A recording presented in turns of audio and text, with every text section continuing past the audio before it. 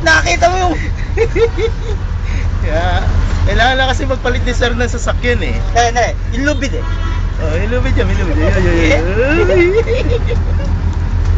Ayun po, nakikita po natin.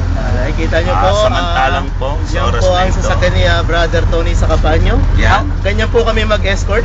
Ang buong pwesta ng Pampanga Preacher. Buong persa Yan, ng Pampanga Preacher po ang pwede. Ganyan po namin kamahal ang aming Yes. Opo. Yan. Hinahatak po Pinatutunayan yan. po namin na kahit anong saan man sakop ng mundo, kaya namin atakin. Dahil po mga lumalapit na ho siya. Mukhang babanggay ka, Brother Terry. Ayaw niya nun. Yan. Yan, O, hindi lang ho namin na kung may break ho to. Wala. Tumatawa ho ang driver at mukhang alam na ho niya kung anong ginagawa namin. Opo. Ayan. Yan, pwede ba?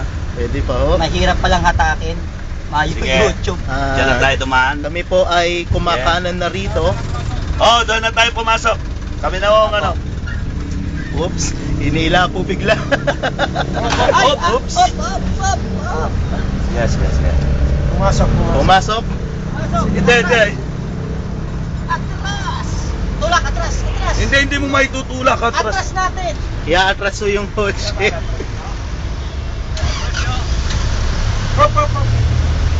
Kami po ang atras. Sumabi. Hindi, tulak na natin pare. Ayaw mo na.